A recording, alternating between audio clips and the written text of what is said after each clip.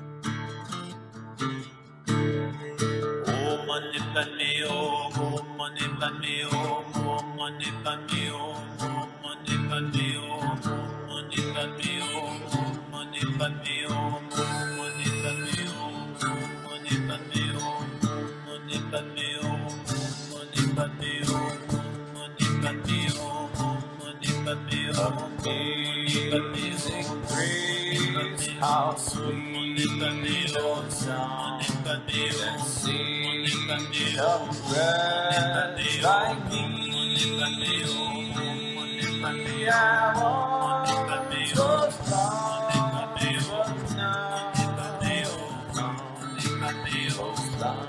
but now but now I see.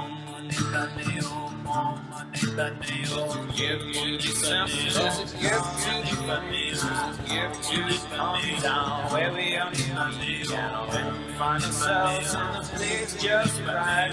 Be in the God of love and the light, where true simplicity's gate, bow and the family shine through the shade. Turn, be our light, if I turn, come around the right. Gift to the senses, a gift to the family, a gift to come down where we are meeting and find ourselves on the place just right. Be in the valley of love and the light, where true simplicity is gained. Bow and bend, we shan't be ashamed. Turn, be our delight by turning, we come around the right.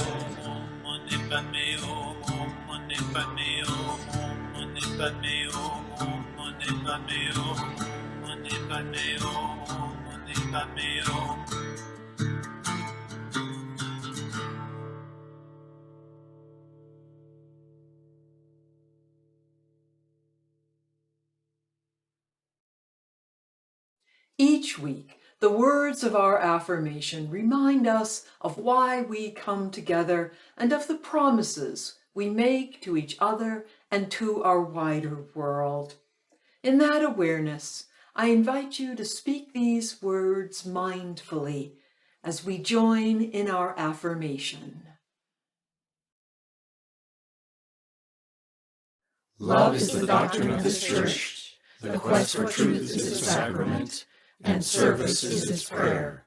To dwell together in peace, to seek knowledge in freedom, to serve life in fellowship, to the end that all souls shall grow in harmony. Thus do we covenant with each and with all. No words have been written in our virtual prayer book this week, but our joys and sorrows, our loves and losses are part of who we are and are woven into the journey we share. So let us take a moment now as candles burn in our sanctuary to bring to our minds and hearts whatever hopes and fears, Endings and beginnings, pain and beauty we carry with us this day. As nature's seasons turn, let us turn toward each other. When flowers are touched with frost, may love keep our hearts warm and remind us that we are all, every one of us, held in creation's hands.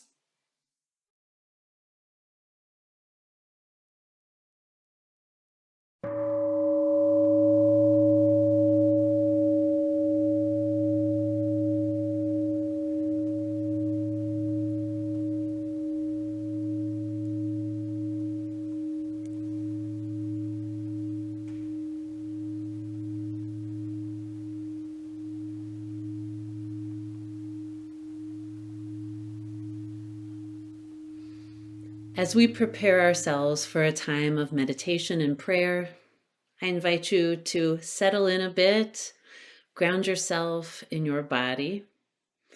I invite you to bring your awareness to your physical self in whatever ways feel right, closing your eyes or softening your gaze, placing your feet on the ground if that's available, perhaps dropping your shoulders, letting your face soften, taking a deep breath in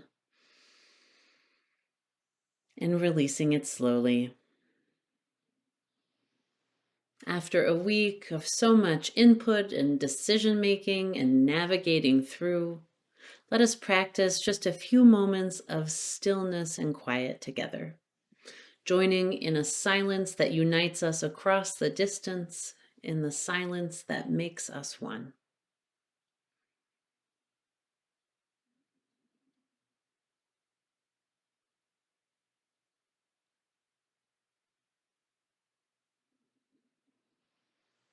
Sacred source of all, great mystery which holds us and moves us, we bear witness this morning to the wonder, the beauty, the sheer improbability of this life.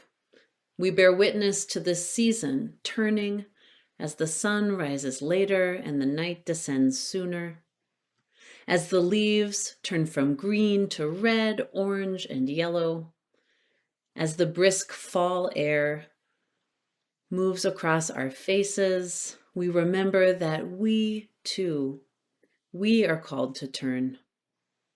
We're called to turn inwards and examine the terrain of our hearts, that most intimate landscape. We look within and we remember that we contain multitudes, reservoirs of patience, streams of kindness, even wells of forgiveness. Yet there is other terrain that is hard to acknowledge. Fortresses of self-defense, the quicksand of greed and envy, the memories of our transgressions and shortcomings. During this season of turning, may we take an honest look inside our hearts and find the strength to admit our failures, to come to terms with our denial, and to boldly begin again in love. May we turn towards one another, toward neighbor, family, stranger, friend, with a compassionate curiosity and a willingness to forgive, knowing that we are all human, we are all flawed, we are all in need of grace from ourselves and from others. For the many blessings in our lives, for the beauty we create and receive every day, may our hearts be filled with gratitude. May we feel the ways we are all connected in this sacred life, living as part of one interconnected ecosystem of body and spirit. May love surround us and hold us all. Amen.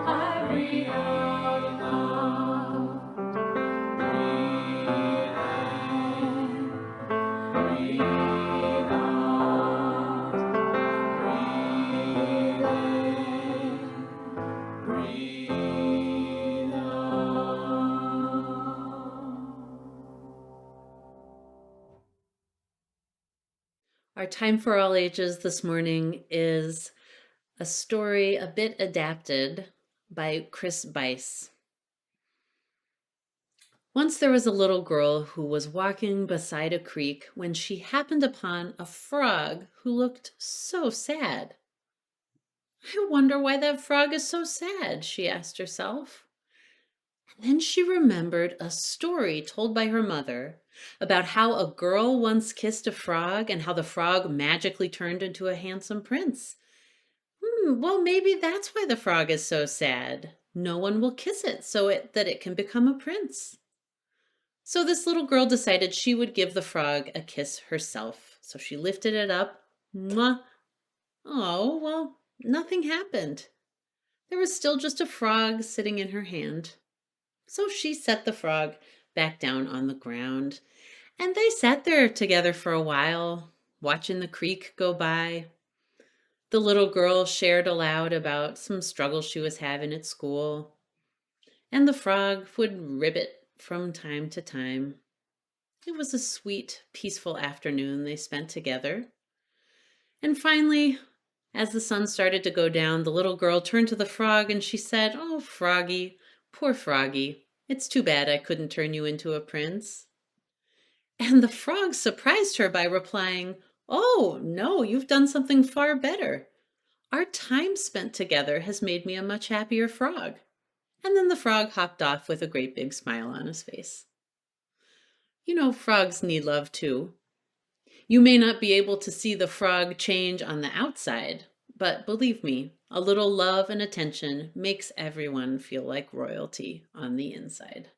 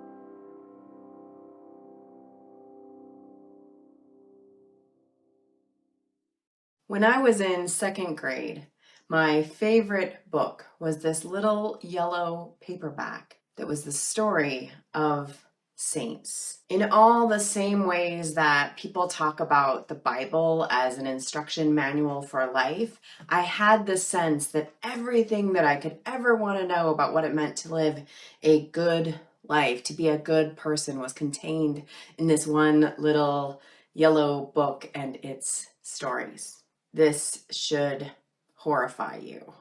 I mean, have you ever read the stories of the saints? They are filled with stories of women who starved themselves, or who submitted to torture, or who tortured themselves, or all of the above.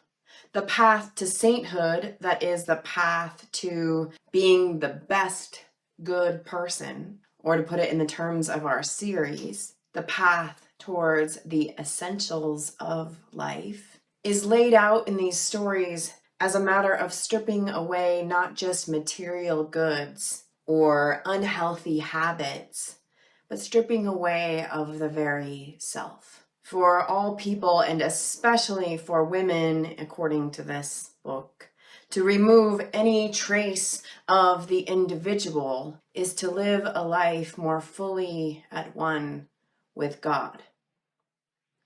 To live dedicated to God is another way to say live dedicated to that which is the most important.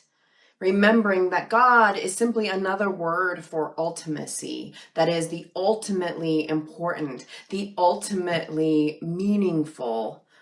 Remembering that God is also another word for the ultimately mysterious and unknown, reminds us that every attempt we make to live a life of such dedication is always an approximation and a practice that will fall short.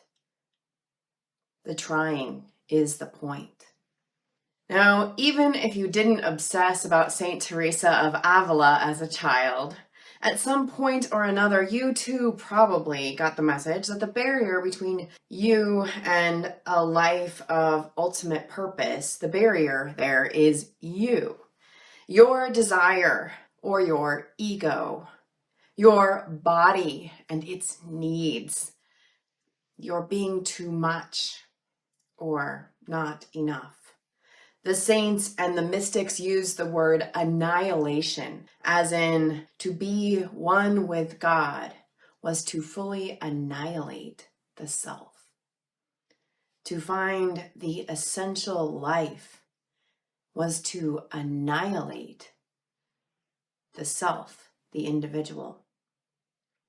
These sorts of messages are why Ralph Waldo Emerson and Henry David Thoreau's message of individualism resonate for so many of us when you are told that the essential facts of life have nothing to do with you, that you are actually the obstacle in the way of essence. It is intensely liberating and healing to hear that you are not the obstacle, but rather you are life's essence. You are what is essential. You are not in the way. You are the way. No law can be sacred to me but that of my nature, as Emerson wrote. Or I went to the woods because I wanted to live deliberately, to front only the essential facts of life, as Thoreau described. The transcendentalists were a strong corrective for the no-self imperative of the moral life found in more traditional religious messaging. Instead of no self, the path of the essential life became only self. It is only what will I do with my one and wild and precious life? What will I do? As Unitarian Universalist minister Cheryl Walker has said, for many people who felt the heavy yoke of being in communities of faith where they could not be fully who they are, individualism tastes like the food they've been hungering for. But, she says, it is only good when we are starving. Once we have had our fill, we remember that both of these paths are half-truths. Focusing only on the self or focusing on none of the self both fail to account for the fuller story of what is actually essential, that is the truer path of the essence of life, which is relationship. The ways that the self comes into relationship with other selves, the ways that me moves to we, the ways that we are all in this together. As Margaret Wheatley writes, the scientific search for the basic building blocks of life has revealed a startling fact. There are none. The deeper physicists peer into the nature of reality, the only thing they find is relationships. Even subatomic particles do not exist alone. Although physicists still name them as separate, these particles aren't ever visible until they are in relationship with other particles.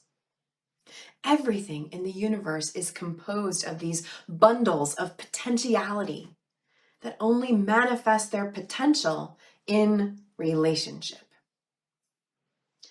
Buddhist teacher Thich Nhat Hanh takes this even further, inviting us to consider life at its most essential, not just in terms of our interconnectedness, that is our relationship with other people, but also our interconnectedness with all of life across time and space and species. But it's what he calls our interbeing. He lifts up the biological reality that our body is a community. Our body is a community. And the trillions of non-human cells in our body are even more numerous than the human cells. Without them, we could not be here in this moment. Without them, we wouldn't be able to think or feel or speak. There are no solitary beings. The whole planet is one giant, living, breathing cell, with all its working parts linked in symbiosis.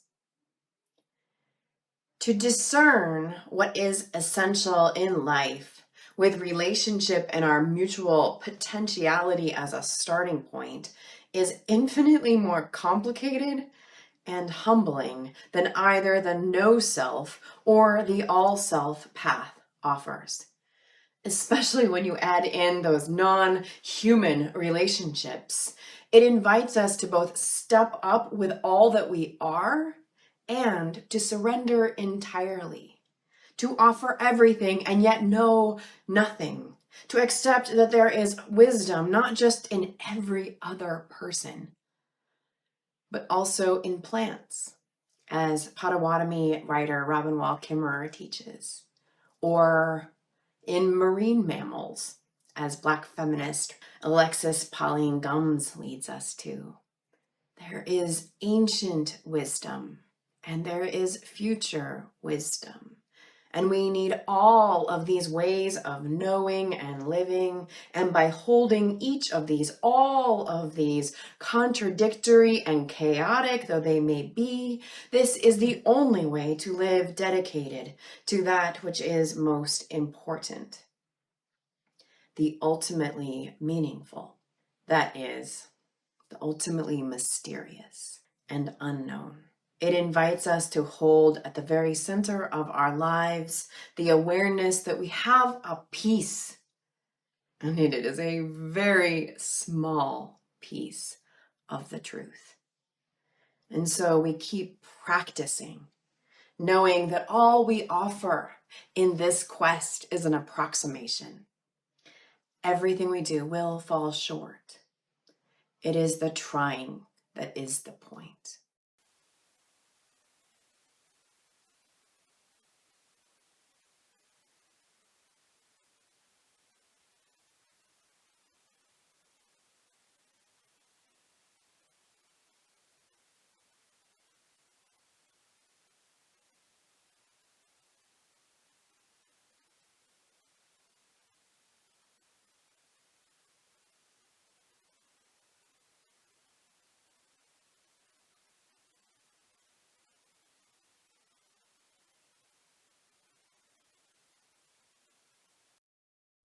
So it's not often that I can say that I was embarrassed by my connection to joy, but this week I really felt it. I was with the caring team at Foothills Unitarian Church, which is the congregation I serve in Fort Collins, Colorado. And together as a team, we were watching this clip from the Pixar film Inside Out. Now, if you haven't seen it already, Inside Out is really a fantastic movie. I am not a big kids movie person, but this movie is for everyone, even though it is an animated feature. And the movie explores the emotional life of a girl named Riley, who recently made a big cross-country move. She's growing up and going through a lot of changes, and we get to know the emotions living inside of Riley. And in fact, each emotion in Riley's inner world is a different character in the movie. So there's a joy character, an anger character, a sadness character, etc. And we see these characters play out what's going on in Riley's emotional life. And so in this scene that we watched, one of Riley's imaginary friends, her favorite imaginary friend, who happens to be a great big pink elephant named Bing Bong, Bing Bong loses a treasured wagon that he and Riley used to play with. And in the process, it really dawns on him that she doesn't need an imaginary friend anymore. She is growing up, and that's not something that is important to her anymore as she's getting older. And the full weight of this realization settles in for Bing Bong, that he isn't needed anymore as someone's primary imaginary friend, and he is bereft. He is just shocked and stunned and immobilized by grief. And he sits down and is staring out into space, just totally lost in his sadness. And so the other characters start looking at each other, trying to figure out what to do, because they have someplace they need to be very soon. And this is really surprising because Bing Bong is usually an upbeat and fun member of the group. And now he's just sitting there, lost and mournful and totally immobilized. And his friends, Joy and Sadness, they need to figure out how to pull him out of his funk, because honestly, it's kind of ruining everything. And so Joy strides up to take a crack at it first. And this character of Joy is just beaming with upbeat excitement and also no small measure of desperation as well. And she says to Bing Bong, "Hey, it's going to be okay. We can fix this." And she tries to distract him with tickling and with goofy faces and making a game out of what's going on. And what impact does this have on Bing Bong? Absolutely none. He's not having it. He's ignoring her. It really doesn't help at all. He just keeps sitting there. And then Sadness moves in, and Sadness just sits down next to this big pink elephant, and she places a hand on his shoulder, and she says what is true. It's sad. She invites Bing Bong to go into his feelings, to reminisce about all the good times he had with Riley, and pretty soon he just breaks out in tears, sobbing. But after being heard and understood and having a big cry, he's ready to keep on moving. And so after this clip concludes, I turn back to our caring team and I ask, I wonder if there's a character you can relate to in the clip. And I probably asked this because I knew who I was relating to, and I wasn't feeling particularly proud of it. So on my good days, and with most people, it feels really natural for me to just meet someone where they are in their life, offer empathy, create a space where they can just have their feelings and move through them. I know how to do that. But when someone who's really close to me, one of my heart people, is struggling, really witnessing their pain can sometimes just feel like too much to bear.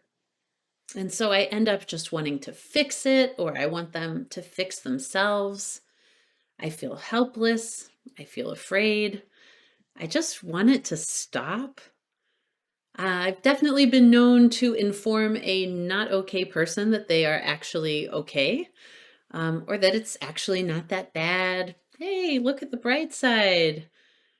Just anything to get some distance, anything to get some sense of control in the face of a beloved's pain, in the face of a child's despair that cannot be fixed, in the face of a parent's frustration or grief, in the face of a friend's suffering that's the result of making the same bad decisions over and over, the same old patterns. And this response is so human, to want to get some distance, to want to fix it or manage someone else's pain, to not have to witness it. It's so hard, but it's not very helpful. So if it is true, what Reverend Gretchen mentioned in our first homily, that we get closest to the essence of life, not through the no-self path and not through the all-self path, but we get closest to essence, closest to love, closest to God through the path of relationship and interdependence, then mindfully navigating our own emotional response to another person's struggles, it's not just a good idea, it's not just helpful or nice, but it's truly a spiritual practice. Because we can only come into the fullness of our own truth, we can only grow our own soul, mend our own life, while actively engaging in the undeniable reality of our relationship with other people. This dynamic tension between freedom and connectedness, this paradox of individualism and interconnection, this is the beating heart of life's essence, and it's always in process. So, in practical terms, what does this mean for us? What does it look like to tend to our own heart, to tend to our own needs within the context of the complex ecosystem of life and spirit? Well, in this very training that we were watching the clip for, and looking at how joy and sadness both responded to heartbreak, we were talking also about the skill of reflective listening. Now, you've very likely heard of reflective listening before. Sometimes it's called mirror listening or active listening. Reflective listening is being able to identify and reflect back another person's feelings so they know they're being understood, and to help them find clarity for themselves. And this can be an incredibly supportive tool for helping someone process their feelings. And the steps are really very simple. So the first step is you listen, and you have to listen without judgment. Listen without planning what you're going to say next in your head. Forget your agenda, forget trying to solve this person's problem. Just be present and listen and focus on the other person. And then as you're listening, in your mind, try to identify and put a name to the other person's feelings. Maybe it's fear or disappointment or sadness that you're hearing. And then next, when the time is right, and it feels natural for you to take a turn to speak, you can name and reflect back what you hear the other person sharing. Oh, I hear how sad you've been feeling. Sounds like this has been a really frustrating experience. You can say their very words right back to them, or you can paraphrase what you heard. And what is so interesting about this tool is that on the listener's end, it can feel simplistic, maybe even a little insulting to simply repeat back what you heard the other person say, or reflect back the feelings that they're experiencing. And that's because it's so easy to lose sight of the fact that it feels so good to hear someone else reflect back our own words and reflect back our own experiences. And it's healing to be heard by somebody who is genuinely just trying to understand your experience. When we are listened to deeply, something shifts. Feelings get metabolized, and the web of connection moves into a new shape. Now, I don't have some naive or simplistic idea that reflective listening is going to save the world, that it's the best and only technique for supporting someone in hard times. But I wanted to share this tool on this particular occasion because it's such a beautiful, simple dance to help us honor the reality of our essence, the reality of the fact that our individualism and our interconnection are in play together as one. And the boundaries in reflective listening are so lovely because the responsibility and the ownership of the story stay with the speaker, and the listener offers empathy and support, but doesn't own the message, doesn't overreach with unsolicited advice or with heavy judgment. So this exchange between the listener and the speaker, it connects them into the deeper paradox of the essential. Though we are each our own people, we are all profoundly interconnected and interdependent. And our healing and our interbeing is most fully invited in when we companion each other as discrete individuals. One heart to another, one soul to another, reflecting, connecting, but not merging, holding boundaries that are not walls of steel, but sites of exchange and growth. May living in the sacred tension between individualism and interconnection heal us and set us all free. Amen.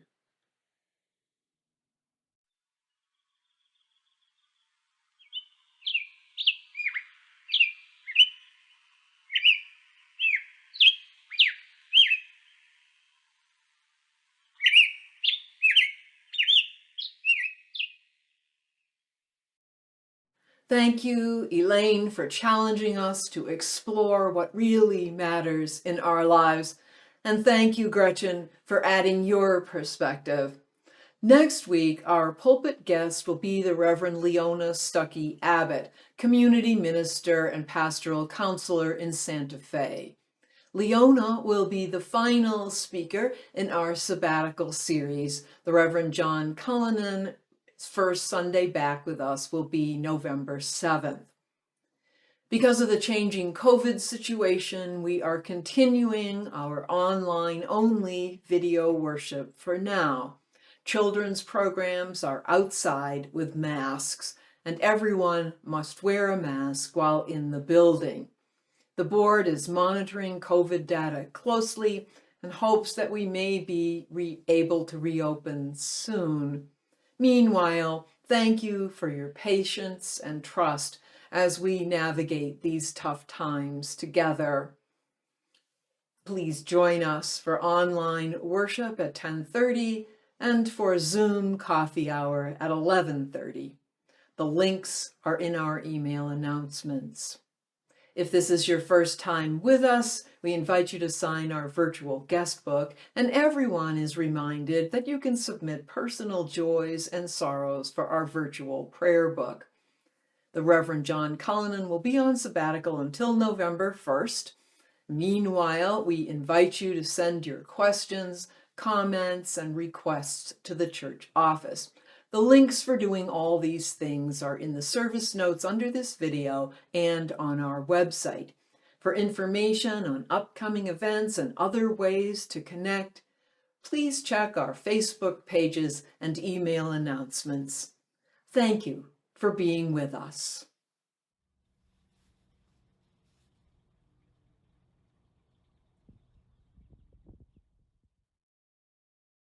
Together, we strengthen our hope that hand in hand and heart to heart, we can make our vision of justice and compassion a reality. One step toward building the world we dream of is to share our resources with the wider community through our online offering. During the month of October, all offering funds will be given to the Roadrunner Food Bank, which is dedicated to ending food insecurity in New Mexico. As a food distribution hub, Roadrunner provides food to hundreds of food pantries, soup kitchens, shelters, and regional food banks, as well as having special programs for children, families, and seniors. Please use the Givelify app on your mobile device or the link in the service notes to make your contribution. May the offertory music lift your spirits, and may what you give bring you joy and a sense of connection to our wider world.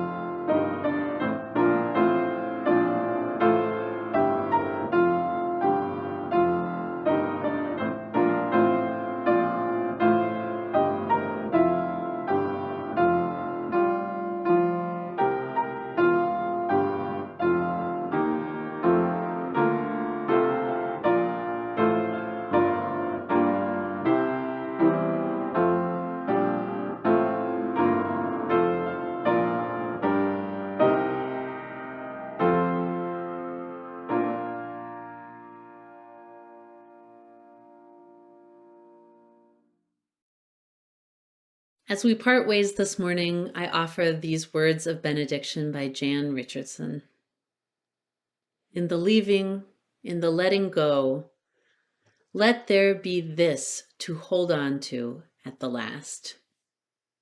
The enduring of love, the persisting of hope, the remembering of joy, the offering of gratitude, the receiving of grace, the blessing of peace. Go in peace and in love.